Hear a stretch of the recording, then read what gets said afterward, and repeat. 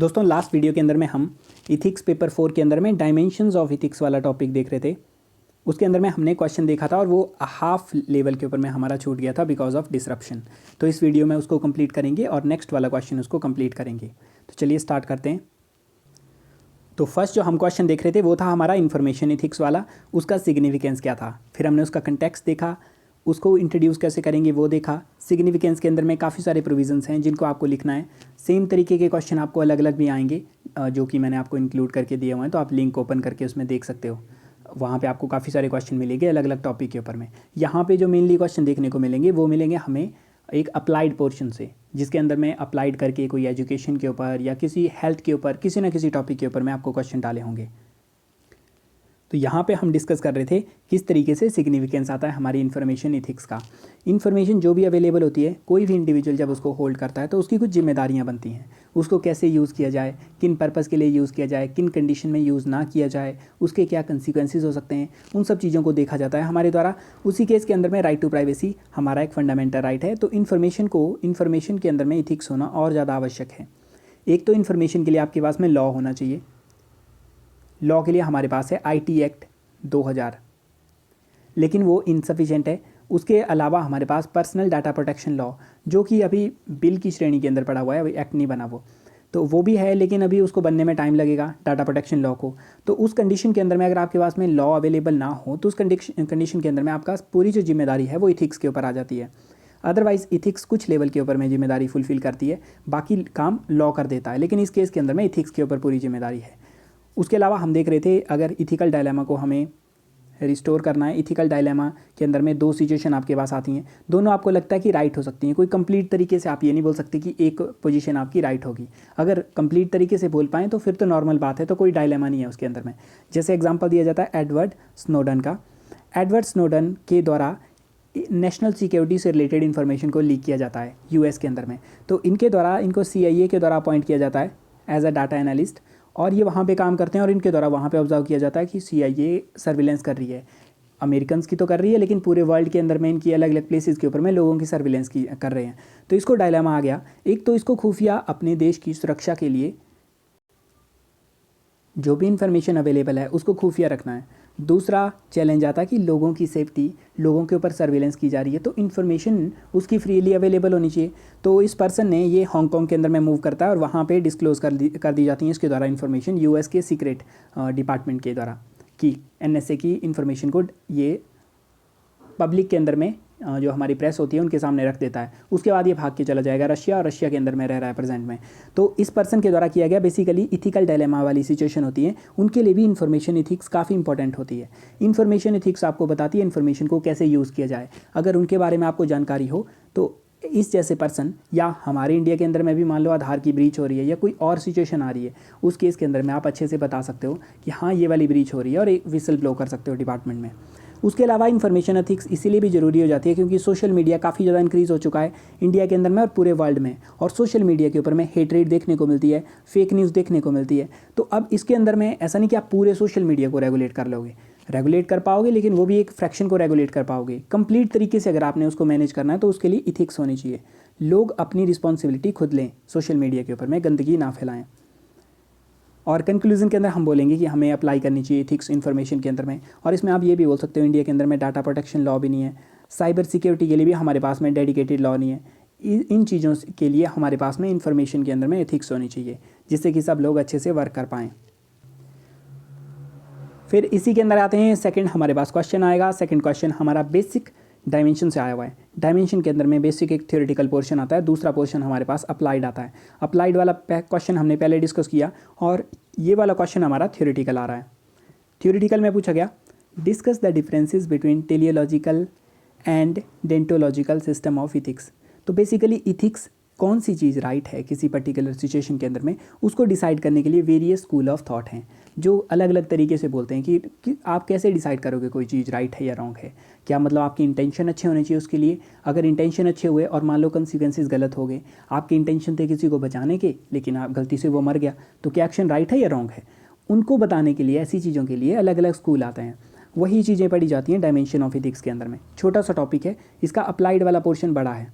तो इथिक्स के लिए प्रिपेयर करने के लिए मैंने आपको पहले बता दिया है जो बेसिक चीज़ें हैं आपकी उनको कवर करो, ज़्यादा टाइम नहीं लगता एथिक्स के अंदर में, नॉर्मल तरीके से भी सर्च करोगे आपको यूट्यूब पे वीडियो मिल जाएंगी। उसके अलावा मेरे द्वारा बनाई हुई वीडियो भी हैं इसी चैनल के ऊपर, वहाँ पे भी आप वीडियो देख सकते हो, उनको देखोगे आराम से, मतलब आप 1 वीक या 5-6 दिन के अंदर आराम से बैठ के ख़त्म कर सकते हो उनको। वो आ गया आपका बेसिक काम, वो तो करना ही करना है, लेकिन उससे आपका पूरा काम नहीं बनेगा एथिक्स के अंदर में। इथिक्स अप्लाइड पोर्शन होता है, मैक्सिमम इसके अंदर अप्लाइड पोर्शन के अंदर आएगा। तो ज़्यादा से ज़्यादा क्वेश्चन को सॉल्व करो, तो जो क्वेश्चन मैंने प्रोवाइड करवाए हैं उनको बार बार सॉल्व करो, उससे आपकी इथिक्स प्रिपेयर हो जाएगी। आपको जो क्वेश्चन है उसको इस तरीके से देखना है कि वहाँ से कुछ इन्फॉर्मेशन एक्सट्रैक्ट करनी है और आपका काम बन जाएगा। तो डिस्कस करो डिफरेंस टेलियोलॉजिकल और डेंटोलॉजिकल सिस्टम ऑफ इथिक्स के अंदर में। तो इथिक्स का मतलब आ रहा है कि राइट एंड रॉन्ग, और डेंटोलॉजी का मतलब आ रहा है ड्यूटीज़। आप किसी भी पर्टिकुलर काम को करोगे अपनी ड्यूटी समझ के, मीन्स आपका एक मोटिव होगा किसी पर्टिकुलर एक्शन को करने के लिए, आपने अगर उस मोटिव को फुलफ़िल किया तो आपके जो एक्शन होंगे वो राइट होंगे। तो बेसिकली आपको कंसिक्वेंसेस पे फोकस करने के लिए नहीं बोला जा रहा।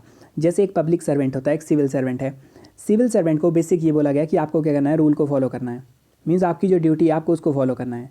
आपने रूल रेगुलेशन को फॉलो कर लिया, आपके मोटिव सही थे, उसके बाद में कंसिक्वेंसेस अगर उसके गलत भी हो जाते हैं तो कोई प्रॉब्लम नहीं है, तो आपने अगर उसको फॉलो किया तो आपके ऊपर आपको कोई सज़ा वगैरह नहीं होगी। ओके, और टेलियोलॉजी क्या बोलते हैं, ये बोलते हैं कंसिक्वेंस ओरिएंटेड एथिक्स है। ये कंसिक्वेंस क्या है आपके, पहले वाले केस के अंदर में तो जो हमारा सिविल सर्वेंट था वो रूल एंड रेगुलेशन को फॉलो करके अच्छी इंटेंशन के अंदर में कुछ भी करता, रिजल्ट कोई भी आ जाता, कोई प्रॉब्लम नहीं है। लेकिन यहाँ पे टेलियोलॉजी के अंदर में क्या होता है, रिजल्ट के ऊपर ज़्यादा फोकस होता है। आप मान लो प्राइवेट कंपनी में काम कर रहे हो, आपने उसके रूल एंड रेगुलेशन तो फॉलो कर लिए, लेकिन आप प्राइवेट कंपनी को सक्सेस नहीं दे पाए, मीन्स कंसिक्वेंसेस वो नहीं दे पाए जो कि कंपनी को चाहिए थी, तो कंपनी आपको निकाल देगी। कंपनी को कोई मतलब नहीं आपने रूल फॉलो किया नहीं फॉलो किए, लेकिन वो फोकस कर रहे हैं कंसिक्वेंसेस के ऊपर ज़्यादा।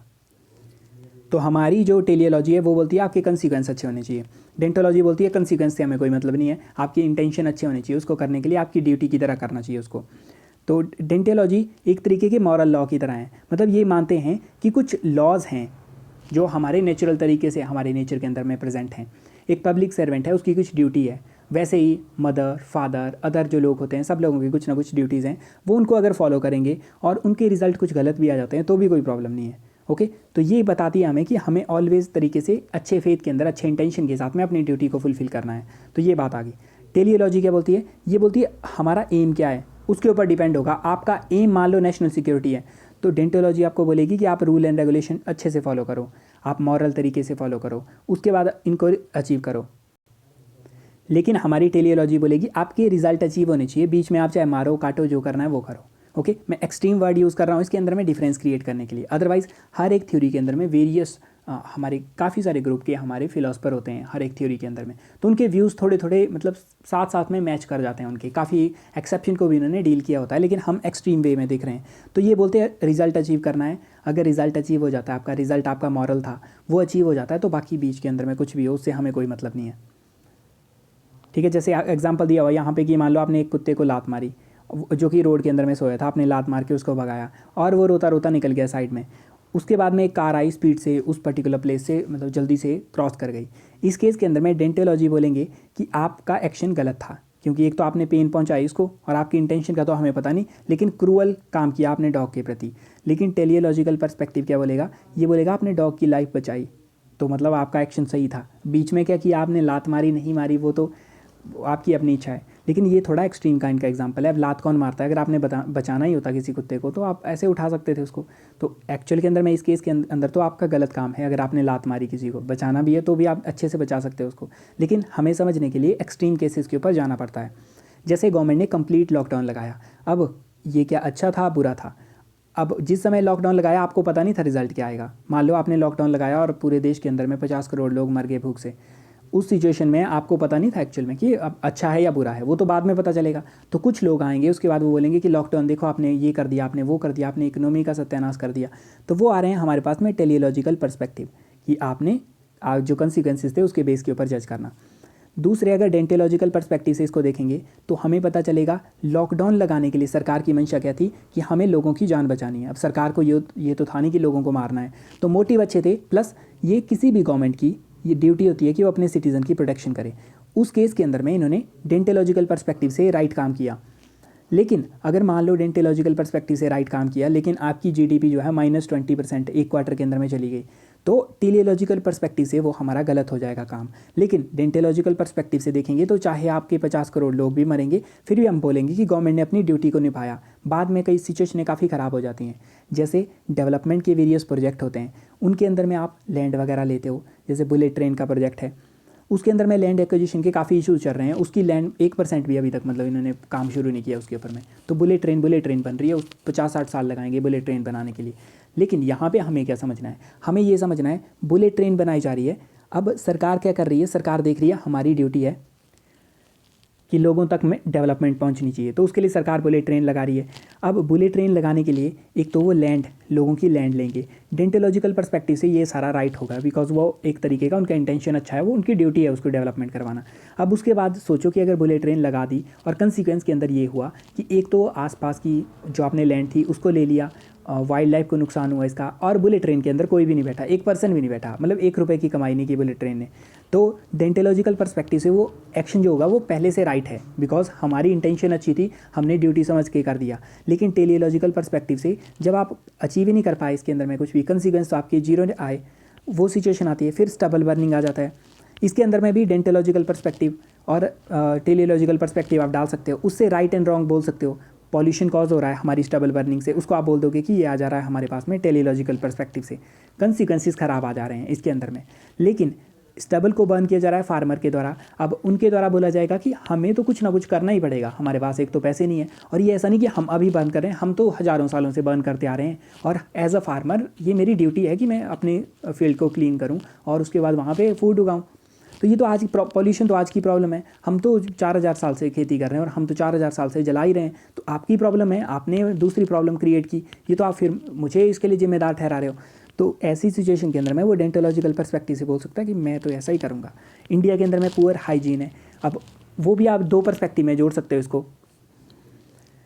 टेलीलॉजिकल पर्सपेक्टिव से हम अगर इसको देखेंगे 2 चीज़ों से, टेलीलॉजिकल पर्सपेक्टिव से पुअर हाइजीन इंडिया के अंदर में सैनिटेशन कंडीशन पुअर होने के कारण क्या होता है, एक तो मलेरिया के केसेस काफ़ी ज़्यादा होते हैं, mosquito borne disease, chikungunya, dengue, इस केसेस हमारे काफ़ी सारे होते हैं। उसके अलावा माल न्यूट्रिशन काफ़ी ज़्यादा देखने को मिलता है इंडिया के अंदर में, एनीमिया देखने को मिलता है। तो टेलीलॉजिकल पर्सपेक्टिव के अनुसार पुअर हाइजीन और हमारी सैनिटेशन कंडीशन पुअर होने के कारण नेगेटिव इम्पैक्ट हमें देखने को मिलते हैं। इसका मतलब पुअर हाइजीन ख़राब है।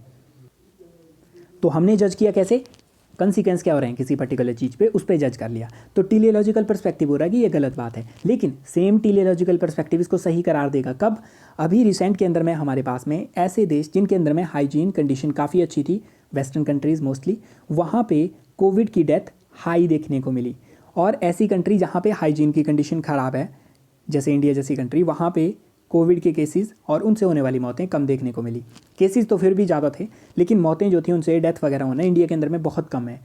इंडिया में, अफ्रीका के अंदर में, जहाँ पे मतलब इस टाइप की कंडीशन थी, बेसिकली बोलने का मतलब ये हो सकता है कि थोड़ा लोग अडेप्ट हो जाते हैं जब पुअर हाइजीन कंडीशन होती है। तो इंडिया के अंदर में लोग स्ट्रीट के अंदर में अगर थोड़ी गंदी वगैरह फूड भी हो उससे भी अडेप्ट हो जाते हैं। तो हम लोग अगर मिट्टी के अंदर खेले हैं तो अडेप्ट हो जाते हैं, प्लस अच्छी खासी इम्यूनिटी डेवलप हो जाती है। तो basically poor sanitation condition is equal to lower number of death under COVID. अब इसका मतलब एक्चुअल में तो क्या आ रहा है कि ये तो गलती से बेनिफिट हो गया, वो अलग बात है, लेकिन टेलीलॉजिकल पर्सपेक्टिव में अब हम बोलेंगे कि पुअर हाइजीन से चलो फ़ायदा हो गया तो ठीक बात है, क्या प्रॉब्लम है उसमें। तो इस तरीके से अलग अलग सिचुएशन को आप देख सकते हो इन पर्सपेक्टिव से। बेसिकली कुत्ते वगैरह वाला एग्जांपल आप दे सकते हो, और डे टू डे लाइफ के अंदर में आप देख सकते हो ऐसे एग्जांपल कि किस तरीके से कौन से काम को किस इंटेंशन से किया जा रहा है या उसके क्या कंसिक्वेंसेस होंगे, वो सब चीज़ें आपकी देखी जा सकती हैं। फार्म का लॉ है अभी रिसेंट के अंदर चला हुआ है, उसको भी आप एनालाइज कर सकते हो दोनों पर्सपेक्टिव से। टेलीलॉजी के अंदर में पर्सपेक्टिव आपने देखना हो तो उसका क्या कंसिक्वेंस आएगा, उसके बेस के ऊपर उसको देखा जाएगा कि एक्चुअल में अगर लॉ इंप्लीमेंट करेंगे उसके बाद क्या कंसिक्वेंस आएगा, उस बेस के ऊपर आप एनालाइज कर सकते हो। डेंटोलॉजी के अंदर में आप बोलोगे सरकार की फंडामेंटल ड्यूटी है एग्रीकल्चर बूस्ट करना और लोगों की ज़िंदगी को अच्छा करना, तो उन्होंने तो अपने अनुसार अच्छा काम किया। सेम इन्हीं पर्सपेक्टिव को यूज़ करके आप कॉन्ट्राडिक्ट भी कर सकते हो स्टेटमेंट को, लेकिन आपको ज़्यादा इसमें पीएचडी करने की आवश्यकता नहीं है। 2 पर्सपेक्टिव उनके एग्जाम्पल, वैसे ही और भी अदर पर्सपेक्टिव उनके एग्जाम्पल, इससे आपका काम बन जाएगा। तो मिलेंगे नेक्स्ट वीडियो के अंदर में। Thank you.